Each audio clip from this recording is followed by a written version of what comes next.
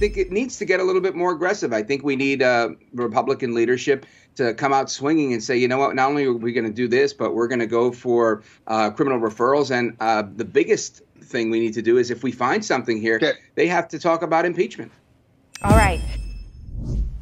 Welcome back. House Republicans have big plans for current and new investigations if they win back a majority in November's midterms. Plans include a probe into the Biden administration's chaotic withdrawal from Afghanistan, Hunter Biden's laptop, and as Newsmax has uncovered, keeping the Coronavirus Select Committee in place. Let's bring in our panelists now with their take on these plans here. Joining us, the radio host of This Is America podcast with Rich Valdes. Also with us, KCBQ Radio and The Answer Newsmax columnist Wendy Patrick, alongside trial attorney and radio host Lurie. Great to see everyone. Hope everyone can hear me here. Okay, so we got Rich Valdes, sort of a preview of what Republicans would like to do if they were to take back the House and possibly the Senate come November. What do you make of their priorities? Well, I think they're on track. I think obviously we have to have one subpoena after the next because you have to have these hearings. But moreover, I think it needs to get a little bit more aggressive. I think we need Republican leadership to come out swinging and say, you know what, not only are we going to do this, but we're going to go for criminal referrals. And the biggest thing we need to do is if we find something here, they have to talk about impeachment. All right.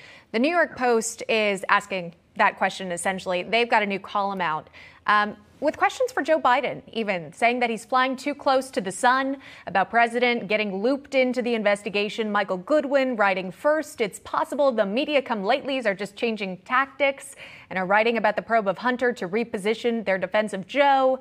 And he adds a more likely option is Biden's Justice Department, already up to its neck in politics, bends to pressure from Dems and refuses to indict Hunter to protect the president. Rich Valdes, what do you think?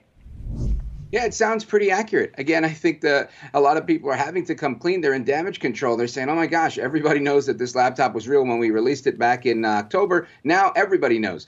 And this is the problem that they face. There's a huge lack of credibility amongst Democrats towards other Democrats. So will they hold on to anything? It doesn't look good for them in the election. So I think they're trying to do some cleanup and they're trying to mitigate. How do we have fallout here? Do we end up, giving him some sort of fine like they did with Hillary Clinton and her spying of her campaign with the Trump campaign and the fake dossier that ended up becoming a fine where people thought people would go to jail. So I think they're trying to soften the blow just like they did in that case. They're trying to do that with Hunter so that he doesn't have to face the music so severely, but he still has to face the music somehow.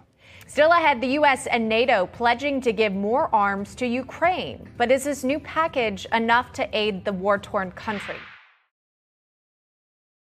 Let's welcome back in our panelists, Rich Valdes, Wendy Patrick, and Lurie. Rich, we'll start with you. More weapons. That is the trend that we are seeing, these pleas from Ukrainian officials. And that plea is getting some response from these countries.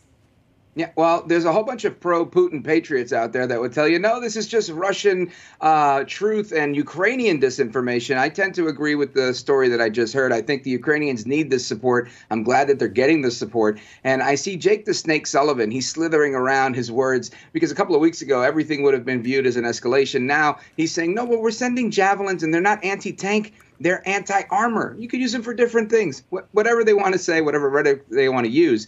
I think it's important to support the Ukrainians and put an end to this thing.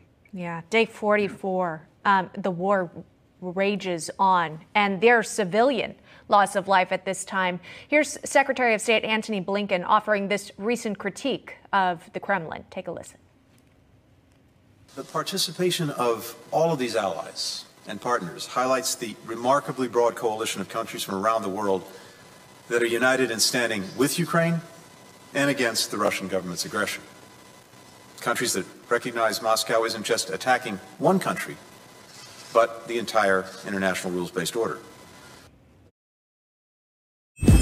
There's this headline out from The Guardian that Ukraine tells NATO Donbas battle will be like Second World War in comparison there. Essentially, if Kyiv saying if the West doesn't send additional weaponry, it will be too late. Also calling for ruinous sanctions there.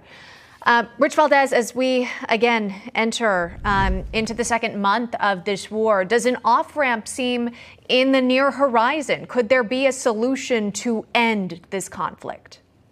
Yeah, I think definitely you could end it. All you need is to put a little bit more pressure, and I think with the right weapons, they'll get there.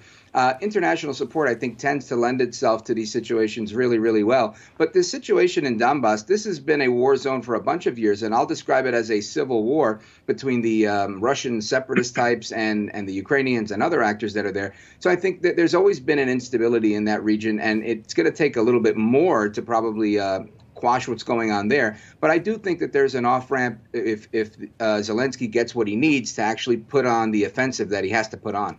And we're watching for the impact of those sanctions and also the additional weaponry being sent over. Rich Valdes, Wendy Patrick, and Barack Lurie, thank you, panelists. We appreciate your time. Have a great weekend. Thank you. Thanks. Coming up,